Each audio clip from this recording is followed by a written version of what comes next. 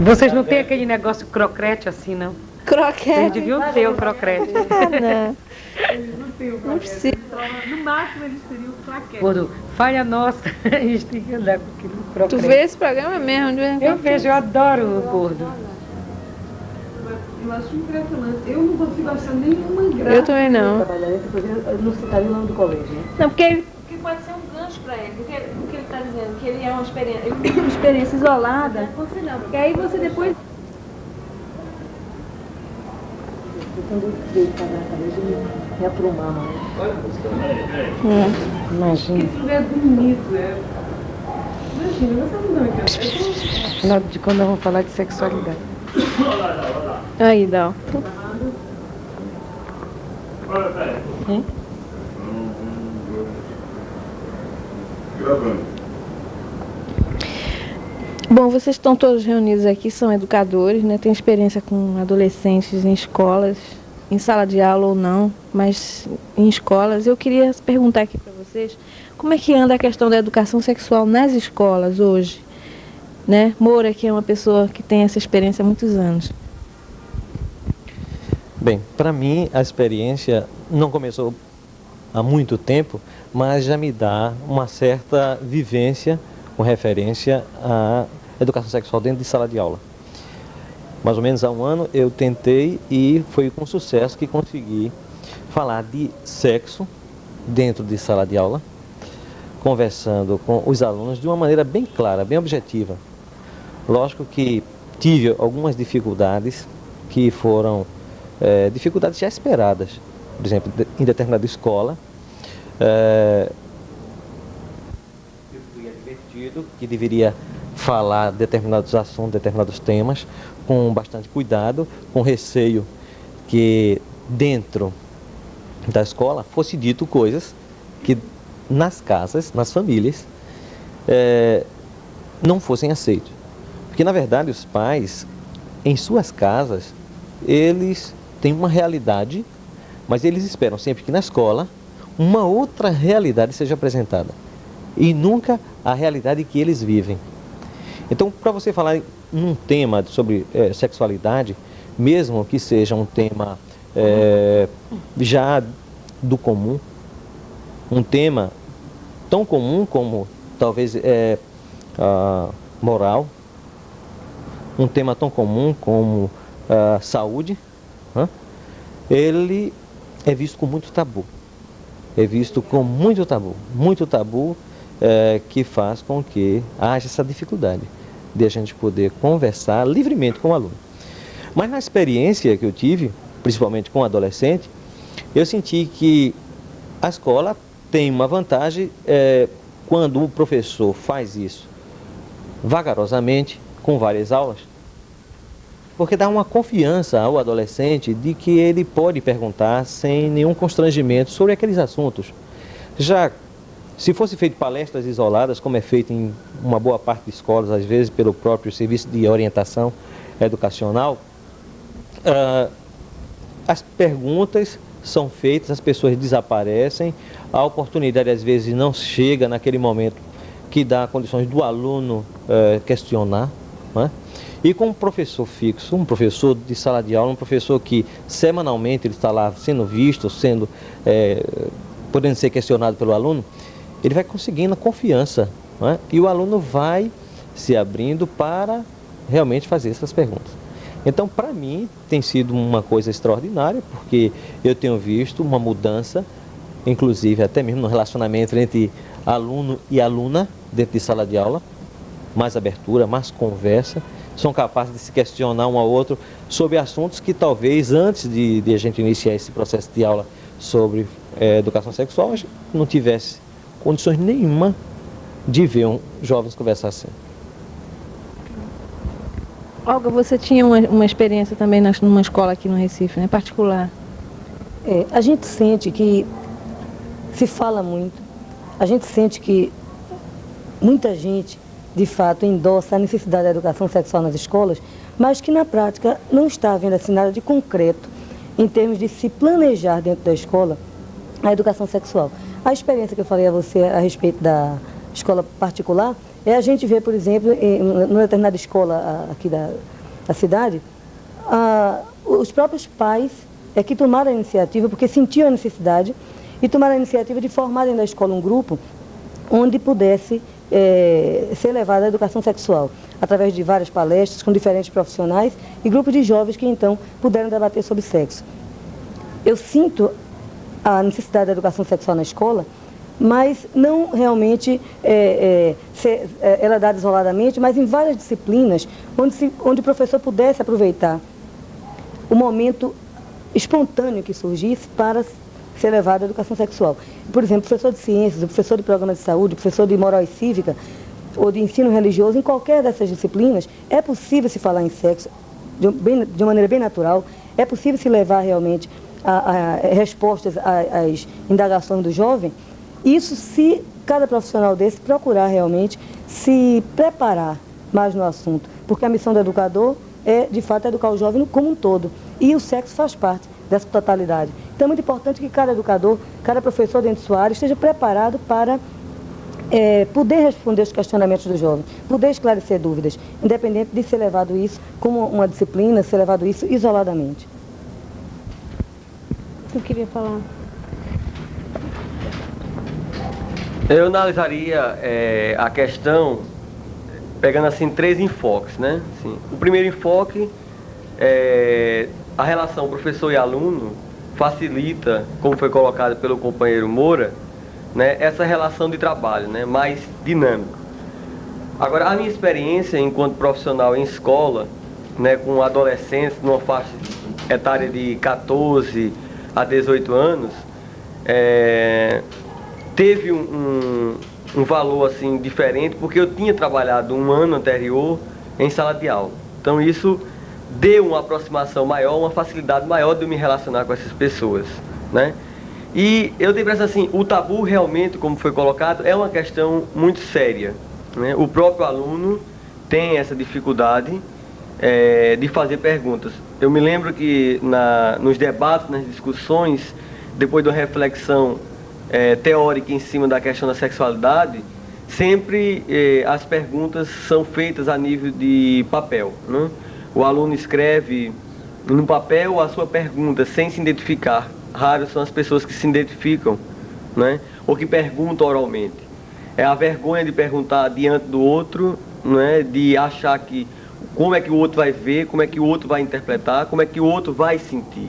Então assim, essa questão do preconceito ainda, como é que o outro, uma questão sobre virgindade, o colega pode achar que você já não é mais virgem se faz a pergunta, quando às vezes não é essa a questão, mas vem muito a dúvida em cima desse preconceito que é muito forjado na cabeça das pessoas. Agora, em relação à questão da discussão da educação sexual nas escolas, eu remeteria à questão que a sexualidade como um todo existe um envolvimento social, histórico e político, né, em cima da repressão à sexualidade. É conveniente para a estrutura dominante, né, de um país a manutenção desse tabu e dessa repressão. Então, eu acho que como o esquema educacional brasileiro ele é criado, ele é manipulado em cima do poder, né, e como o poder não tem intenção de dividir esse poder com ninguém, então ele reprime todos os comportamentos sociais do homem, mas não só a sexualidade como o econômico e o político. E a sexualidade também está implícito nesse processo.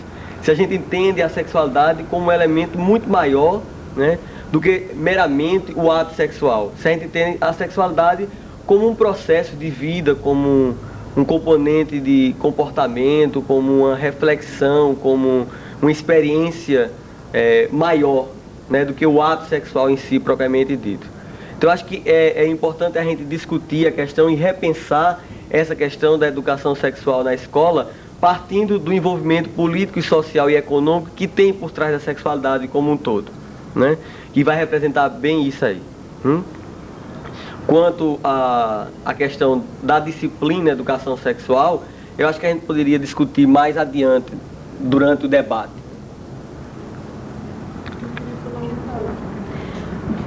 Eu acho que essa questão sobre o que é a educação sexual, ou mesmo a educação sexual na escola no Brasil, é uma discussão longa, né? Existem experiências, já houveram experiências desde muito tempo, né? Inclusive existem indícios de, no começo desse século, experiências de educação sexual nas escolas. Agora, a tônica da educação sexual, que inclusive ainda hoje está se discutindo, é em geral uma tônica conservadora, é uma tônica normativadora. É uma preocupação da educação sexual como disciplina ou não, mas sempre na coisa de tentar reprimir, ou tentar amoldar, ou tentar fazer com que as pessoas, moldar as pessoas que estão querendo uma coisa nova a um modelo tradicional. Eu gostaria de lembrar que, por exemplo, no começo do século, existem experiências, eu acho que em torno de 1920, de educação, programas de educação sexual nas escolas, que eram dados para rapazes unicamente, e com a preocupação de que toda a orientação era dada no sentido da higiene e do que eles deveriam fazer e como se comportar, tendo sempre uma ótica de que existiam dois tipos de mulheres para os rapazes se relacionarem.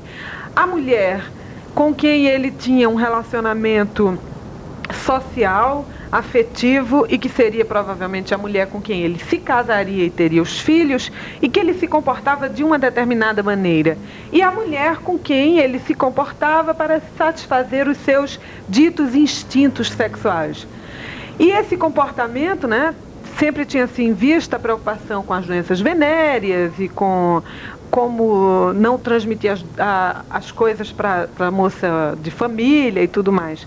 E essa coisa hoje em dia evoluiu de uma determinada maneira, não se preocupam só hoje com os homens, ensinar aos homens como se comportar, mas por outro lado a gente vê uma outra preocupação hoje em dia, que é uma preocupação bem atual, que é a educação sexual como uma forma de prevenir a gravidez na adolescência, por exemplo.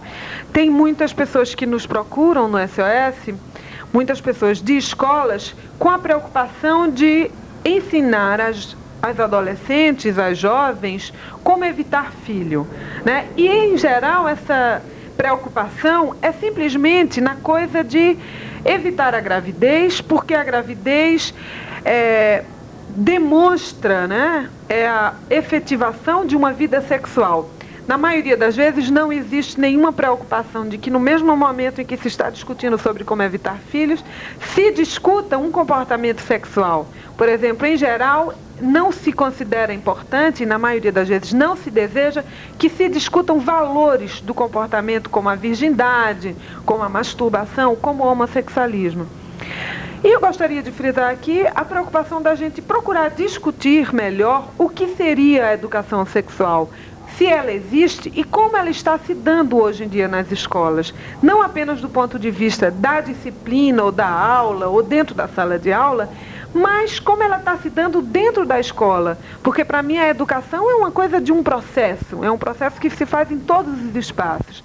Na sala de aula, no recreio, na sala dos professores, em todos os espaços. Eu acho que é importante que a gente discuta isso também. Dulcinea queria falar. Eu acho que a questão da educação sexual não é uma questão da introdução de uma disciplina, né, no currículo escolar. Mas eu acho que é um pouco o que a Alice está dizendo aí, né, nessas últimas palavras dela. É uma revisão de todo um comportamento sexual, né? Que quando o Valfrido colocou, né, a dificuldade que as pessoas têm, que eu também constato na prática de falar, né, tem que usar até o artifício do papelzinho para poder expressar. Eu acho que aí nesse comportamento tem uma revelação muito, né, muito grande de como está sendo tratada a própria sexualidade, né? Nem a educação, como está sendo tratada a sexualidade, né? Onde fica muito claro, não é, o valor que se passa sobre isso, né? Que é o valor ainda do pecado, da coisa escondida, né? Da coisa feia, suja, né? E eu acho que se a gente trata a sexualidade, mas sem levar em conta isso, né? Essa educação sexual que já está dada aí, está dada pelo comportamento que é remetido as crianças, principalmente homens e mulheres, né, todos nós, somos remetidos a um comportamento cujo resultado é esse, é a vergonha, é o medo de falar, é a preocupação no que os outros vão pensar. Não é uma coisa tratada como um fato, não é natural da vida, é tratado como uma coisa realmente fora de propósito. Então, acho que essa revisão, a revisão do que está se passando é fundamental, antes que se pense na introdução de uma disciplina. Eu acho que não é uma disciplina que iria resolver isso, eu acho até que poderia causar problema no sentido de normatizar, não é? E normatizar, dizer como é que deve ser. Como dizia um dia desse homem que eu encontrei numa discussão em Brasília Teimosa, onde já se viu ensinar sexo.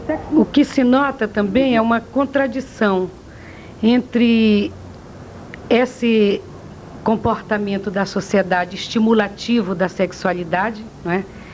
Que dá inclusive a impressão de ter tido um grande avanço, não é? Nesse sentido, e por outro lado, como o Valfrido mesmo falou, e a gente constata na prática da gente, não é? Um comportamento a nível individual das pessoas completamente baseado, não é, na vergonha, no medo, em todas essas outras coisas que a gente já colocou aqui. E também eu acho que numa falsa ideia que se tem também, nos bairros a gente constata isso, na conversa com as mães, não precisa ensinar hoje em dia nada dessas coisas para as crianças não, porque elas já sabem. Dizem até que as crianças ou já nascem sabendo, ou que aprendem na escola, não é? Sem se perguntar, inclusive, o que estão aprendendo efetivamente na escola, como se na escola as pessoas que estivessem lá, os professores, também não fossem pais e mães oriundos dessa mesma sociedade, dessa mesma família que coloca esse tipo de valores na cabeça das pessoas. Janice. Aproveitando a colocação de Olga, quando ela falou da experiência de uma escola particular, onde os pais foram até a escola fazer um trabalho com os seus filhos, eu quero dizer que isso são casos isolados, não é, Olga? Porque a gente vê, na maioria das vezes, os pais delegam a responsabilidade da orientação sexual à escola, não é? Só que eles delegam e não assumem, porque na maioria das vezes eles ficam super ansiosos para saber o que é que está sendo dito para os filhos na escola, não é? Será que estão dando a mesma orientação para o meu filho e para a minha filha? Porque muitos pensam que não devem ser, não é? Que a menina deve ter uma orientação, o menino deve ter outra. Então, todos esses valores dos pais interferem, inclusive, também na programação da escola. E nós sabemos também que as mudanças em termos de sexo são muito lentas, não é? Nós guardamos muito do que os nossos avós, do que os nossos pais nos ensinaram, nos transmitiram. E é muito sério na hora dessa transmissão, deve-se pensar muito que pessoa vai fazer essa orientação, né? Deve-se pensar se ela está bem com ela, como é que está a sua sexualidade, para que ela não passe experiência, algo como se fosse uma experiência dela, que ela deixe o aluno livre e crítico para escolher, fazer suas opções dentro dessa área. Passa esse microfone para lá. Ele quer falar, o Valfrido quer falar. Eu complementaria o que Liz e o que a Anice disse sobre a questão dessa moral que é incutida em todos nós, desde nossa criação, pequena e grande, e todo um fruto de uma geração de uma sociedade, né? Muito incutida dentro do aspecto da estrutura, né, moral que rege a nossa sociedade, né? Então, eu tenho a impressão que uma das coisas que entra muito e que tem muito a ver é a moral cristã, né? Toda a educação da gente é fruto dessa educação moral cristã. E essa educação, assim, na minha cabeça, na minha visão de experiência de vida, de escola e de trabalho em escola, né, embora atualmente não esteja em escola, mas estive durante 5 anos em escola, assim, refletir exatamente todos aqueles preconceitos, aquele moralismo, aquele medo, aquele receio, né, dentro de uma visão cristã, né? Assim, eu tenho a impressão que não entra no momento uma discussão sobre o cristianismo, porque eu acho que o cristianismo, na minha concepção, não é isso que está sendo passado nas escolas, mas assim, o preconceito, o moralismo que a igreja assumiu na cabeça das pessoas como forma de controlar a população, de controlar a sociedade, está sendo muito incutido e foi muito incutido na cabeça das pessoas. Então eu acho que ela é um dos grandes frutos responsáveis por essa repressão à sexualidade, por esse comportamento reprimido, por esses tabus e por esses preconceitos, dada a sua grande influência, não só nas escolas particulares religiosas, mas nas escolas particulares de um modo geral e nas escolas públicas, né? Não é à toa que ainda é obrigado nas escolas o ensino religioso, né? Assim como uma disciplina normativa, como diz Liz há pouco tempo atrás, né? Então acho que a gente teria que repensar também, se vai se discutir a questão da sexualidade, né, essa influência dessa moral cristã. Perfeitamente. E, Valfrido, você se reportou sobre o problema da moral cristã. A moral cristã tem dois enfoques. Uma é o que a igreja ela propaga, o outro é a moral cristã pura. Então, se a gente leva ela dentro da moral cristã, aí a gente tem que colocar à parte, um pouco à parte, o que a igreja como instituição fala. Principalmente porque dentro das instituições educacionais, a gente vai encontrar instituições católicas, instituições protestantes, instituições até mesmo judias, não é? Então, israelita, como colégios israelitas. Nós temos que ver que dentro da moral cristã, há um respeito muito grande pela responsabilidade, a liberdade com responsabilidade. Porque Deus mesmo, Ele quando criou o homem, Ele deu responsabilidade. A responsabilidade que o homem possui é inevitável através do livre-arbítrio que o homem possui. Então, dentro da moral cristã, não se pode fugir a essa responsabilidade, a essa liberdade com responsabilidade. Então, se nós educarmos a educação sexual dentro da moral cristã, nós não estaremos de maneira alguma reprimindo a uma sexualidade, mas estamos dando muito mais uma responsabilidade ao jovem.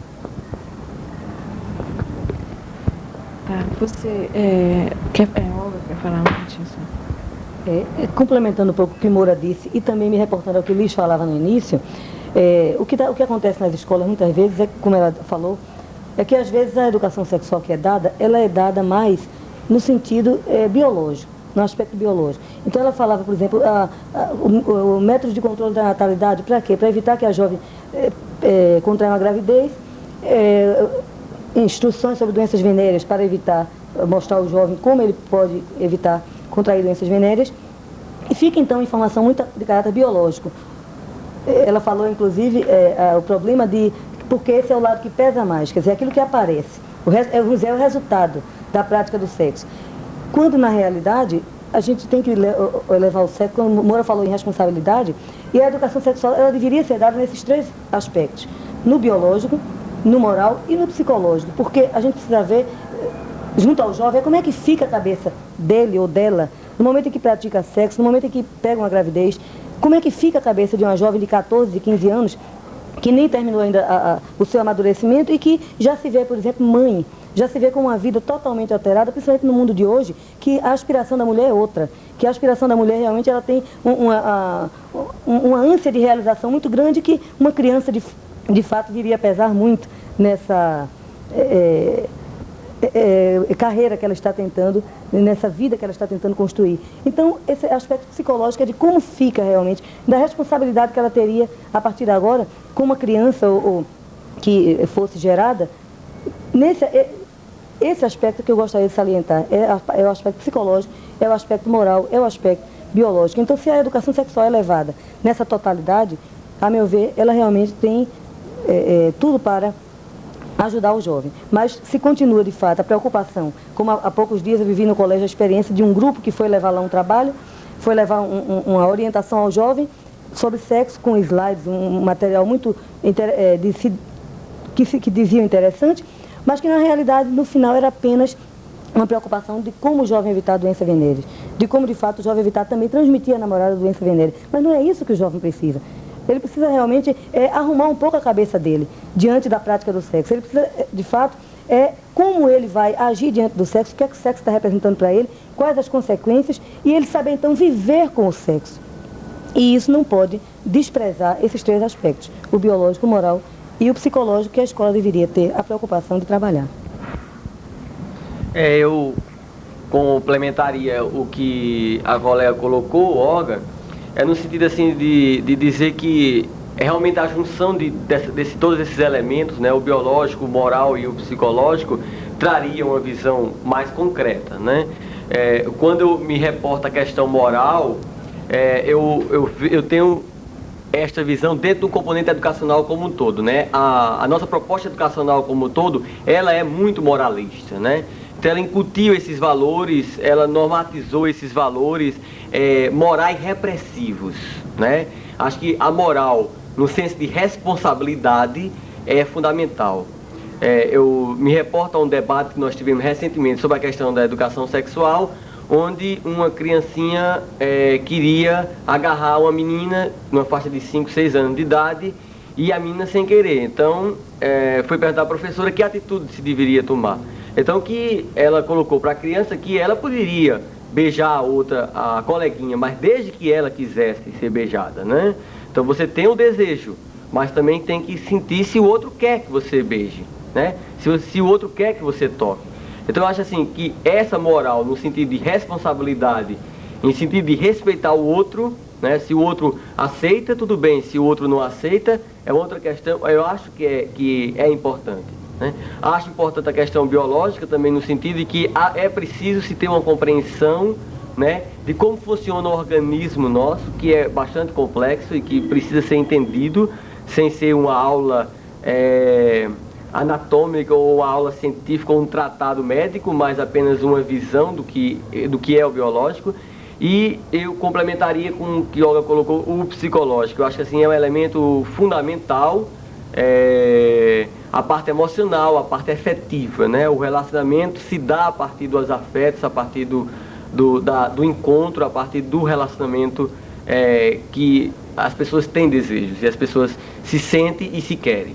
Então eu acho que isso são elementos importantes para serem discutidos, né? O meu receio em se tratando da proposta educacional é como esses técnicos passariam esta visão, né? E como esses técnicos iriam refletir, né, todos os elementos que eu acho que, de um modo geral, eles são esquecidos, né, na prática, no dia a dia, né? E porque eu defendo e acho que seria importante a gente discutir a inclusão de uma disciplina que não necessariamente viesse a ser educação sexual, mas que viesse a se discutir a sexualidade humana, né? Num princípio que eu acho que iria complementar. Não estou dizendo que é o mais importante dentro da escola, né? Eu acho que se a gente for ver na prática, a gente teria que discutir por que existe moral e cívica, por que existe ensino religioso, por que então existiria a orientação sexual.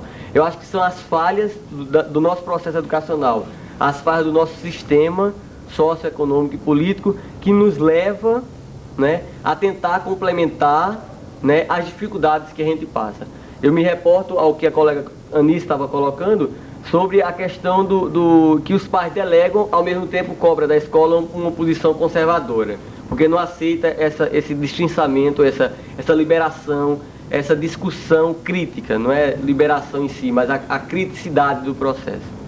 Então eu tenho a impressão que isso é fruto do processo social em que a gente vive, é fruto da marginalização social em que vive a maioria da população brasileira, né? Que aí seria outro reflexo que a gente teria que discutir também, é a classe social e a educação sexual, que a gente poderia vir ainda a discutir aqui nesse debate.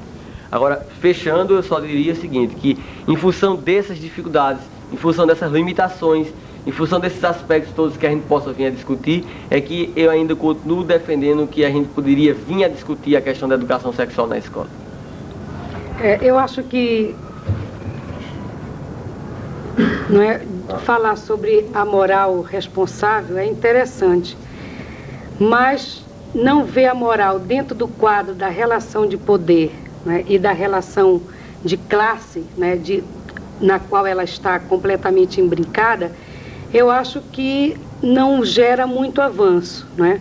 Eu acho que a gente tem que ver por aí, uma vez que a moral, ela é feita, como já você colocou, né, Valfrido colocou anteriormente, ela é feita em função da própria manutenção dos poderes, das relações de poder existentes na sociedade. Por exemplo, não é, a questão da moral, ela é muito mais forte em cima da cabeça da mulher, dando inclusive à mulher a responsabilidade pela manutenção dessa ordem moral. Não é à toa, não é, que os homens se dão o direito de matar uma mulher porque ela tem arranjado um outro companheiro. Não é? Isso, se sabe, é muito comum na sociedade da gente, não é? Inclusive vem sendo muito denunciado ultimamente. E por quê? Isso é, inclusive, também revelador de que existem duas morais, não é? Uma moral para o homem e uma moral para a mulher.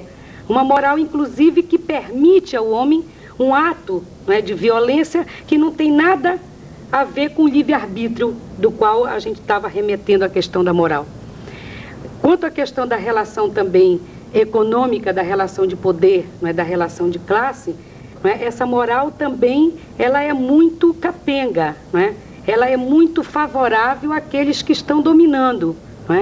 Não é à toa, de novo, que se vê, não é, no comportamento, não é, das classes sociais, o nível de repressão, por exemplo, na classe pobre é muito maior. Não é? Inclusive se tem ilusão, muitas vezes se diz, porque o povo é criado assim, é liberado, o que é uma falsa questão. Não é? Inclusive a moral dominante atinge muito mais as classes desfavorecidas, por conta inclusive da própria condição de vida em que ela se encontra. Não é permitido, se no meio da classe média não é permitido a uma menina certos tipos de comportamento, nas meninas do meio popular, pior ainda, não é? Porque o falatório, a proximidade, não é? O desrespeito. Eu já vi jogar em pedra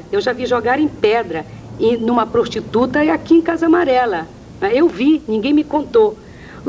A relação entre homossexual, né, de homens e mulheres, são tratadas de uma forma agressiva. As pessoas no bairro agridem essas pessoas, não é? Ou com palavras de baixo, né, de baixo calão, se chama, né? Ou, inclusive, com violência física mesmo, né? E eu acho que, então, essa moral, assim, sabe, não dá para a gente, pura e simplesmente, não é, só considerar o aspecto idealista, não é, da questão do livre-arbítrio. Eu pensei que estava seca. Ok. Eu acho que na discussão da moral tem muitas coisas que envolvem, né? Eu acho que, como a Dulcinea e o Valfrido falaram, a questão da classe, a questão que é muito diferente a moral para a mulher da moral para o homem. E é importante nessa discussão sobre a moral e em que se arranha, ou em que se liga a moral, assim como eu acho também, de certa forma, o psicológico, quanto que a moral interfere no psicológico. Tem também a questão da cultura, da sociedade onde a gente vive. A gente vive numa determinada sociedade que tem modelos culturais de comportamento e que isso interfere tanto na moral quanto no psicológico. Quer dizer, a decisão, o livre-arbítrio, tem que levar em consideração a classe da pessoa, a religião da pessoa, a moral mais superficial da pessoa, mas também uma cultura onde ela vive, uma sociedade onde ela vive. Com certeza que determinadas coisas que são consideradas, por exemplo, aqui, em geral, os meninos dormem num quarto e as meninas dormem no outro quarto. Se vem um colega, um menino colega da menina, em geral ele dorme no quarto dos meninos, ele não vai dormir no quarto da menina, mesmo que ele seja amigo. Isso é uma coisa que é a norma aqui no Brasil e na maioria dos países ocidentais. Mas existem outros países onde essa coisa é completamente diferente. Eventualmente, na Escandinávia, onde existe um comportamento mais aberto para determinadas coisas, provavelmente a menina e o colega iriam dormir no quarto dela. Isso aí não estaria implícito que a possibilidade de dormir no mesmo quarto levaria a supor que eles poderiam ter relação sexual. Quer dizer, existem também comportamentos culturais na hora de definir esse comportamento. E aí eu acho que é importante, na hora que a gente vai fazer uma discussão mais aprofundada, não só sobre a educação sexual na escola, mas eu acho que mais sobre a sexualidade na escola, como é vista, como é vivida, como é transmitida, como é normatizada a educação, a sexualidade na escola, é importante que a gente Observe do ponto de vista histórico, cultural, social. E aí eu falo no histórico porque eu acho que é muito importante que a gente veja hoje que a participação da mulher na sociedade, a participação da mulher na história do mundo e o quanto que ela é transmitida para a gente, isso também tem a ver com a nossa sexualidade. Porque na hora que se diz, se determina para a gente, para as mulheres, um modelo que é bem um modelo de submissão, é bem um modelo de passividade, da ternura, da quieta, da calada, da quietinha, essa coisa é um modelo histórico que está sendo passado. A gente tem aulas de história aonde se fala a história dos homens. São as guerras, são as revoluções, o governo, mas sempre é o homem que está presente na história, né? Nunca se sabe aonde é que a mulher estava nesse momento. E eu acho que a gente precisa ver que isso também tem a ver com a nossa sexualidade. Porque no momento que se ensina a menina a aprender a costurar, aprender a cozinhar, aprender as profissões ditas femininas e ao menino aprender as profissões ditas masculinas. Você vai ser torneiro mecânico, você vai ser motorista, você vai ser jogador, sempre uma coisa de ação, ou então vai ser o executivo. Isso aí é um modelo também um modelo sexual, é um modelo que determina um comportamento social a partir do sexo da pessoa. No momento que cada um dos dois, tanto o homem quanto a mulher, resolvam mudar, então o homem resolva ser cabeleireiro, então imediatamente a gente dá um estigma de que aquele homem, no momento que ele decidiu que ele vai fazer uma profissão dita feminina, então ele já não é mais homem, ele é homem e meio homem, né? Meio homem e meio mulher. Essas coisas eu acho que também são importantes, né? E eu acho que tem muito a ver com a história da educação diferenciada, que é uma educação que não começa só na hora que se diz menino se veste de azul e menina se veste de cor de rosa, não. É uma educação que a gente tem que ver, estudar ela mais aprofundadamente. Eu estou pegando muito a história a questão da história, porque eu acho que o resgate da história para um povo, para uma sociedade, é fundamental para a sua identidade. Eu acho que é fundamental para a identidade das mulheres o resgate da história das mulheres. Saber o que as mulheres estavam fazendo no século passado, o que as mulheres estavam fazendo quando estava havendo a Revolução Praieira aqui em Pernambuco, ou então estava havendo a Inconfidência Mineira. Onde é que estavam as mulheres? A única mulher que a gente conhece da Inconfidência Mineira era uma musa. Mas será que essas mulheres só faziam isso? E mesmo que elas fizessem isso, só estavam na cozinha ou só estavam cuidando dos filhos, vamos estudar também que isso é uma participação na sociedade. Eu acho que é importante que a gente entenda como que sendo um papel e dar o devido valor a esse papel. É importante que a gente entenda isso para a gente ter identidade de mulher, identidade de homem, mais real. E eu acho que isso tem muito a ver com moral, tem muito a ver com psicológico, tem muito a ver com a sexualidade. Ura, quer falar? Um momentinho. A gente deu enfoque da moral, mas também a gente não pode deixar de lado alguns conhecimentos, principalmente da área biológica, que levam o jovem a um conhecimento inexato, da biologia inexata. Por exemplo, eu ensino em escolas de periferia também, onde a gente recebe alunos de centro, recebe alunos de periferia, né, alunos com todo tipo de educação, e algumas concepções do matrimônio eles levam em função de uma biologia inexata. Acha, por exemplo, que a mulher ela é uma posse do homem, porque o homem ele é responsável pelo filho. Os filhos sempre são os filhos do homem. Isso não é uma coisa nova, mas é uma coisa muito antiga, vem da China, da Ásia. Essa ideia da mulher ser um jardim onde o homem é o semeador. Então, uma das coisas que a gente nota, por exemplo, o homem, ele pode, por exemplo, trair a mulher. Quando ele trai, quando ele vai ter relações com outra mulher, ele simplesmente está entrando no jardim de outro homem. Mas ele não está ferindo o seu casamento. Por quê? Porque o seu casamento continua intacto. Não há nenhuma mácula no casamento dele. Ele foi lá, apenas infligiu o jardim de outro homem. Mas, no inverso, quando a mulher se deixa trair, quando a mulher trai esse marido, aí é o inverso. Ela está permitindo que um semeador que um outro homem entre no jardim do marido dela, porque ela é o jardim dele. Então essa é uma concepção inexata, errada, vindo da China, que segue no nosso povo, no nosso mundo. O homem acha sempre que ele não pratica nada de errado quando ele sai e tem relações com outras mulheres. Mas a mulher não, a mulher ela não pode de forma alguma praticar isso, sem levar em conta de que ambos deveriam estar respeitando essa sexualidade. Deveriam estar respeitando essa sexualidade. Então a gente nota que os nossos alunos, eles recebem essa informação vinda de casa.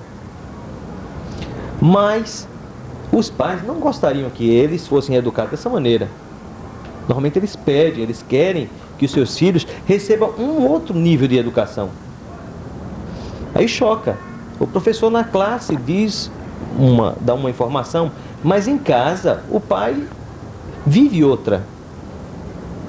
Quantas e quantas vezes durante uma aula a gente vai expondo e depois fazendo um debate, saber que se eles comentam em casa aquela aula e no comentário em casa, sempre a gente nota que os pais não ficam satisfeitos se a gente tentar levar ao mesmo nível da educação que ele vive. Ele quer sempre uma educação diferenciada, uma educação que não é a que ele vive. É uma educação moldada numa estrutura da própria sociedade. Eu assim, complementaria duas coisas da palavra de Liz, quando ela fala sobre a questão da história, reforçando assim, a questão da cultura, né? Assim, é preciso, antes de mais nada, a gente pensar que todo trabalho educacional, seja ele de origem sexual ou não, ele implica necessariamente que se faça um resgate da cultura que se vai trabalhar, né? A gente vive dentro de classes sociais, embora se pense e se negue muitas vezes que existe essa divisão de classe, mas existe. Os conteúdos morais, os conteúdos culturais de uma classe pobre é diferente de uma classe rica. Basta ver o próprio exemplo na família, na classe média e na classe alta, os filhos e os pais dormem em quartos separados. Na classe pobre, os filhos e pais e agregados moram num quarto só. Então a sexualidade é travada ali no meio de todos e é refletida no meio de todos, verbalmente ou não verbalmente, né? Então, como isso vai repercutir na criança e qual o significado que isso vai ter na criança, são coisas que precisam ser discutidas nos dois ângulos, tanto na moral, ou na cultura média e alta, como na cultura pobre. Então, é isso que eu gostaria de referendar, que é preciso a gente... Tem que ficar no ar, não tem que dar resposta. Então que diga isso, seria possível tem que mudar algumas coisas, tem que conversar mais. Pode? Bom, então é preciso que a gente tenha clareza em qualquer processo de trabalho em resgatar no campo educacional toda a proposta cultural da clientela em que a gente vai trabalhar. A partir disso aí eu tenho a impressão que se pode discutir melhor todo o âmbito educacional como a questão da sexualidade. Um segundo ponto que eu gostaria de colocar seria a questão de que a sexualidade é algo mais, né, do que o mero ato sexual, né? A sexualidade é todo um comportamento humano, mas que é tão nocivo e é tão reprimido e é tão sujo se discutir sexo que quando se fala em sexualidade parece que a coisa é limitada a um âmbito de comportamento, né? Então eu tenho a impressão que para a gente começar a desmistificar essa sujeira, essa vergonha que existe sobre a sexualidade, a gente teria que também redefinir a sexualidade com uma visão muito mais ampla do que a que está sendo vista no presente momento. E fechando a ideia, um terceiro ponto que eu colocaria seria sobre a questão da responsabilidade e de a quem cabe a questão de refletir essa sexualidade na escola. Então, a formação do profissional que deveria discutir. Eu acho que não existe nenhum plano definido, nenhum plano fechado. Apenas é momento de nós, educadores, começarmos a questionar o papel do educador na prática, né? E a partir disso aí, a formação do nosso educador, que não é só em educação sexual, mas no todo ele está deixando a desejar. Então é preciso a gente redefinir o papel do educador, reforçar esse papel do educador, trabalhar com o campo motivacional desse educador, que hoje ele começa a perder sua auto-identidade de profissional. Então eu acredito que a partir do momento que você perde a identidade como profissional, isso dificulta qualquer tipo de relacionamento. A partir do momento que a gente resgatar, haverá uma chance maior de a gente trabalhar tudo, inclusive essa questão da sexualidade. Bom, fechando aqui essa discussão, né, que eu acho que já foi abordado vários ângulos dessa mesma questão, parece que está havendo uma insatisfação geral de todos, né? O educador está insatisfeito até com a sua própria identidade enquanto profissional, e o aluno, por outro lado, que a gente tem conversado, também está profundamente satisfeito com a desvinculação que a escola tem em relação à vida real que ele vive, né? Então, eu queria colocar aqui para vocês, que vocês me respondessem, se puderem, se é possível a gente, hoje em dia, ou em algum dia, se é possível a gente chegar a um denominador comum, a gente chegar a uma conciliação em relação a essa insatisfação geral dentro da escola, em relação com as famílias, em relação com os alunos. Quem quer falar? Eu queria continuar um pouco, tentar responder uma parte do que você está colocando, mas também completar um pouco o raciocínio do Valfrido, no sentido de que eu acho que a insatisfação existe e ela é muito grande, tanto por parte dos educadores quanto por parte dos alunos. E, pegando mais a questão dos alunos, eu acho que a gente vive numa sociedade onde efetivamente está havendo como a Dulce diz, uma aparente liberação, as coisas são mais... A publicidade é muito grande, filmes, revistas, televisão e tudo mais, propagando uma liberação dos costumes que não corresponde à prática, né? Porque a família continua reprimindo, a escola continua reprimindo, os amigos continuam reprimindo. Existe uma situação bem conflituada nesse sentido e a maioria dos adolescentes se sente muito perdido nessa hora. Sem falar que tem a história de que eu acho que o máximo que a liberação, essa dita liberação, que eu não considero que seja tão liberação assim, fez é fazer com que as pessoas achem que têm um pouco mais de direito a exercer o seu desejo sexual. O desejo parece que está um pouco mais presente. Então a gente, pelo menos, começa-se a ter na cabeça de que não precisa ter mais de 20 anos e ser casado para ter desejo sexual. Que um adolescente de 15 anos também pode ter desejo sexual. Até se a gente for descer, até as crianças também têm desejo sexual. Eu acho que isso é uma coisa importante. E esse conflito que está por aí, ele pode ser visto também como uma coisa muito rica. O conflito pode ser visto como uma coisa de avanço, é um momento de mudança, é um momento chave para uma mudança. A gente pode passar a ver o conflito de uma forma a tentar trabalhar o conflito e a buscar saídas para um momento de crise. Agora, eu acho que essa saída, seja dentro da escola, seja na família, seja onde for, ela não pode partir só dos educadores. Não são só os educadores que têm a ver com a educação sexual nas escolas. Os alunos também têm. Os alunos devem participar dessa discussão, dessa reflexão. É muito importante que todo mundo que esteja dentro da escola participe dessa reflexão. Porque eu acredito que a educação não se faz de um lado só, não é unilateral. Ela transmite uma ideia, mas ela também recebe. Os alunos também têm ideias a dizer, tem um comportamento que está mudando e eles também têm a influir. Eu acho que é importante que os alunos também participem desse longo debate. Bem, para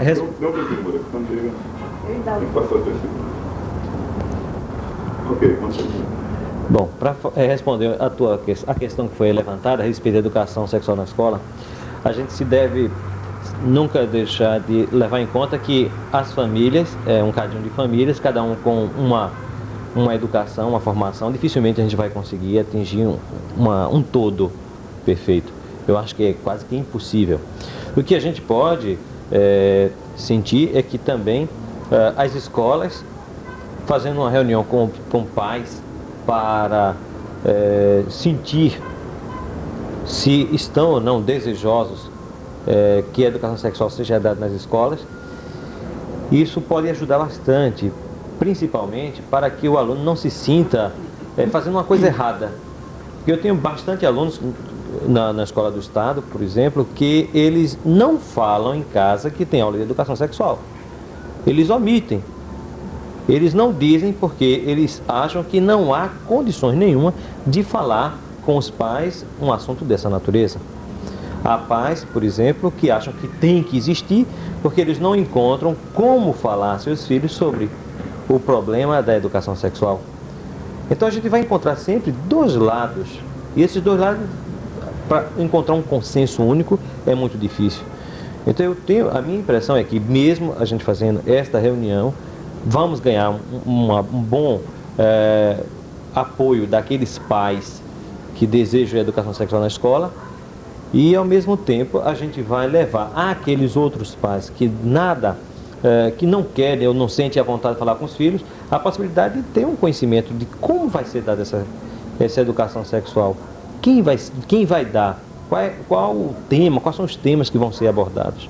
Eu acho que isso é importante. Eu acho que eu penso que a resposta para isso, não pode ser uma resposta tão simples diante de um problema tão complexo, Eu acho que nesse debate ficou claro realmente todas as variáveis que estão em torno dessa questão. Mas para mim eu acho que tem uma coisa que poderia ser um caminho, que é um pouco o que o Valfrido falou, que é uma autorreflexão, dos pais, da mãe, do pai, da própria criança, como diz a Liz, do adolescente, e principalmente daqueles que dizem ou têm a tarefa de educar. E eu penso isso não é tão impossível, uma vez que até se vem fazendo. Por exemplo, ultimamente na questão da saúde, no setor de saúde, na parte de educação em saúde, a reflexão sobre a questão da sexualidade está sendo a tônica, desse programa de educação em saúde, assumido, inclusive publicamente, pelo próprio Ministério da Saúde. Então, acho que nesse sentido a gente pode começar a pensar de ter algumas modificações e que essa experiência que está sendo feita no setor saúde possa também ser ampliada ao nível da escola e ao nível das famílias. Olga, quer falar?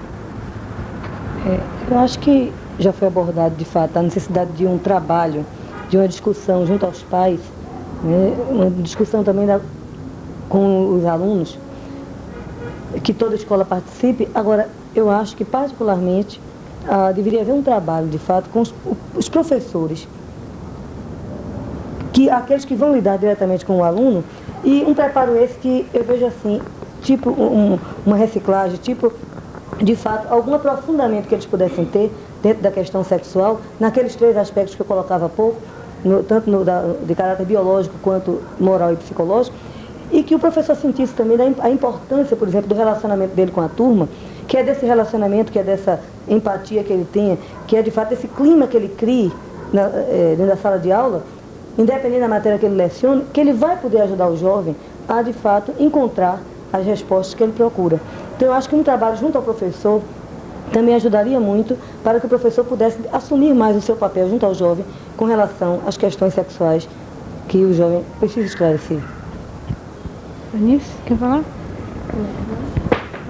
Concluindo, eu só queria dizer que a gente já pensou muito, já refletiu muito, já conhecemos os problemas que envolvem os nossos alunos e cada escola deve procurar o seu caminho, junto com os técnicos, com os professores, com os alunos, porque eu vejo uma necessidade muito grande do resgate da função da família, sabe? Na integração maior, escola com os pais. Quer falar, Valfrido? Eu fecharia a discussão, do meu ponto de vista, dizendo que a publicidade e as discussões são muito amplas sobre a sexualidade humana, Existem seminários, simpósios, encontros, discussões, debates. muita teorização em cima do assunto. Eu acho que agora é hora que a gente já tem tudo isso de partir para a prática, né? Discutir nas escolas, junto aos alunos, pais e professores, como é que se deveria ser travado a reflexão em cima da sexualidade humana. Pronto, acabamos. Acho que encerrou. Alguém queria mais alguma coisa para dizer, não? Que aí agora a gente pode fingir. Porque aí, por onde... Então a gente fica sempre criando essa dificuldade para fazer. Se fosse uma coisa... Talvez a gente tentou para ser autêntico, e por isso que a gente foi autêntico, é não discutir antes, né? Então a não discussão antes facilitou, não é? Que não fosse teatral. Mas talvez se a gente tivesse discutido antes, tinha talvez entrado, aprofundado mais no tempo, entende? Teria sido teatral, mas mais profundo. Não sei, eu prefiro assim como foi. Eu prefiro, para mim é melhor. O contato da gente, né, ajudou muito. Ajudou, porque a gente se organizou. Porque a gente basicamente tirou a maior parte das coisas daqui desse encontro. Sim, porque isso tudo que a gente falou aqui, a maioria, o grosso a gente já falou nas outras vezes. Eu já sabia até o que cada um achava, né? Já conhecia as posições. Pois é, mas mesmo assim teve elementos novos e, né, a gente só não entrou num clima, eu acho, emotivo, como foi na outra discussão. A diferença é essa, a gente discutiu de uma maneira calma. Ótimo, pra mim foi Como educador. É uma forma técnica. Alta, ninguém fala mais alto. Foi um debate de pessoas bem educadas.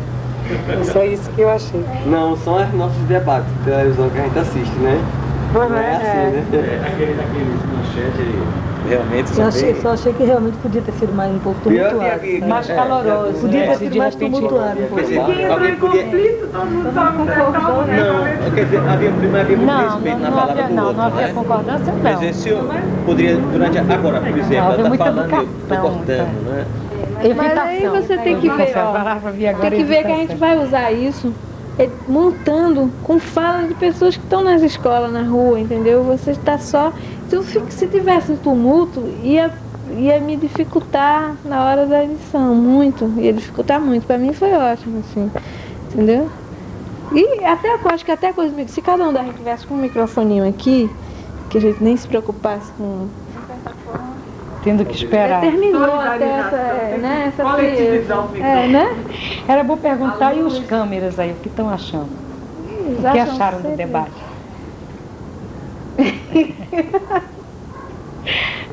Mas isso na edição, né? Porque tudo que se fala se pega, né? Reduz aquilo que você mais vai utilizar. Isso você não debate inteiro são 1 hora só. Isso é...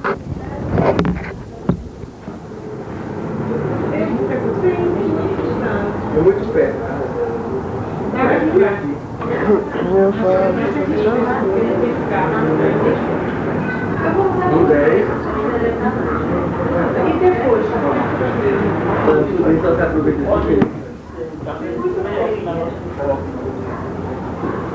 não, achei que me preocupando. Essa fita é profundamente a vocês que, com todas as demoras e com todos os problemas, foi ótimo. Pra mim, eu achei...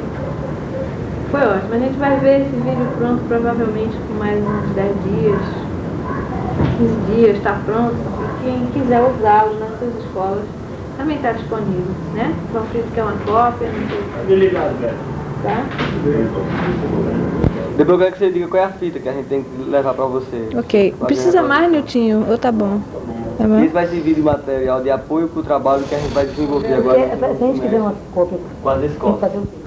Uma fita mesmo. Tem que comprar fita na loja, vende. A gente tem que ver isso. A gente tem que ver isso direitinho. Como é que faz? Na loja. Né? Tem que ver isso direitinho. Porque quem copia pra gente... Porque essa fita daí é uma fita profissional. Não é a fita que você pode usar no...